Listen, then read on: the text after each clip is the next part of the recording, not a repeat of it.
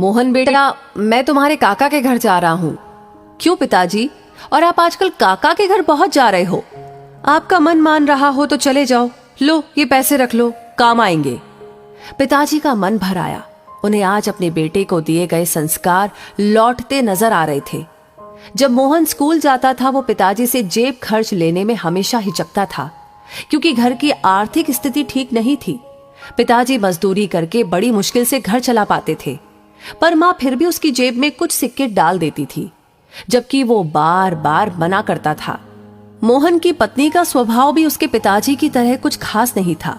वो रोज पिताजी की आदतों के बारे में कहा सुनी करती थी। उसे ये बड़ों से टोका टाकी पसंद नहीं थी। बच्चे भी दादा के कमरे में नहीं जाते। मोहन को भी देर से आने के कारण बात करने का समय नहीं मिलता। एक दिन पिताजी का पीछा किया। आखिर पिताजी को काका के घर जाने की इतनी जल्दी क्यों रहती है? वो ये देखकर हैरान रह गया कि पिताजी तो काका के घर जाते ही नहीं हैं। वो तो स्टेशन पर एकांत में शून्य मनस्क एक पेड़ के सहारे घंटों बैठे रहते थे। तभी पास खड़े एक बुजुर्ग जो कि ये सब देख रहे थे, उन्होंने कहा, बेटा क्या देख रहे हो? जी वो, अच्छा तुम उस बूढ़े आदमी को देख रहे हो? वो तो यहाँ अक्सर आते हैं और घंटों पेड़ तले बैठकर सांझ ढले अपने घर लौट जाते हैं। किसी अच्छे संभ्रांत घर के लगते हैं। बेटा ऐसे एक नहीं अनेकों बुजुर्ग माए बुजुर्ग पिता तुम्हें यहाँ पर आसपास मिल जाएंगे। जी मगर क्यों?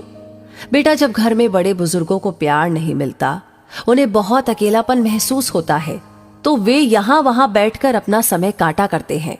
वैसे क्या तुम्हें पता है, बुढ़ापे में इंसान का मन बिल्कुल बच्चे जैसा हो जाता है।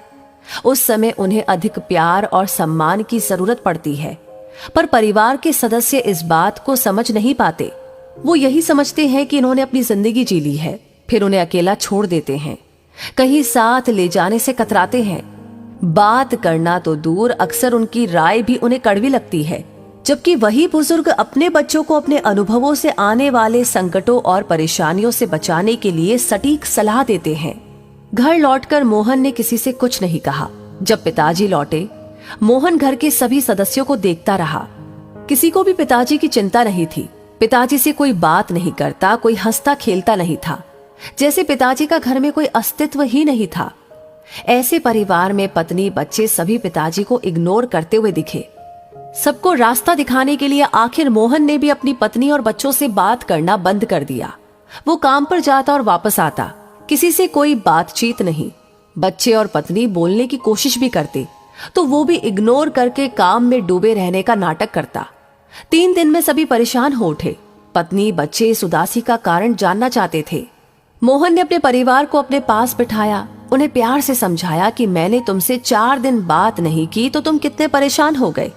अब सोचो जरा, तुम पिताजी के साथ ऐसा व्यवहार करके उन्हें कितना दुख दे रहे हो। मेरे पिताजी मुझे जान से प्यारे हैं, जैसे तुम्हारी माँ।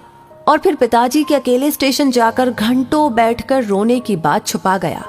सभी को अपने बुरे व्यवहार का खेद था। उस दिन जैसे ही पिताजी शाम को घर लौटे तो तीनों बच्चे उनसे चिपट गए। दादाजी, आज हम आपके पास बैठेंगे, कोई किस्सा कहानी सुनाओ ना। पिताजी की आंखें भीग आई। वो बच्चों से लिपटकर उन्हें प्यार करने लगे। और फिर जो किस्से कहानियों का दौर शुरू हुआ, वो तो घंटों चला। इस बीच मोहन की पत्नी उनके लिए फल तो कभी चाय नमकीन लेकर आती।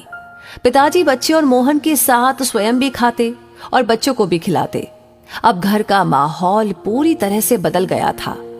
एक दिन मोहन बोला, पिताजी क्या बात है, आजकल काका के घर नहीं जा रहे हैं? नहीं बेटा, अब तो अपना घर ही स्वर्ग लगता है।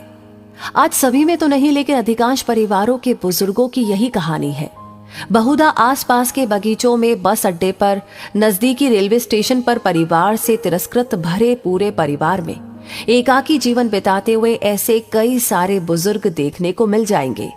आप भी कभी न कभी अवश्य बूढ़े होंगे, आज नहीं तो कुछ वर्षों के बाद।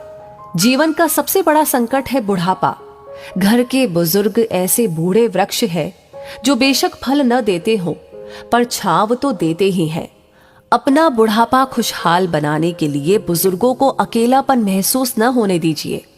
उनका सम्मान भले ही न कर पाए, पर उन्हें तिरस्कृत ना करें, उनका ख्याल रखें। और इसी के साथ इस कहानी के बारे में आप क्या कहेंगे, आपकी क्या राय है, हमें जरूर बताएं।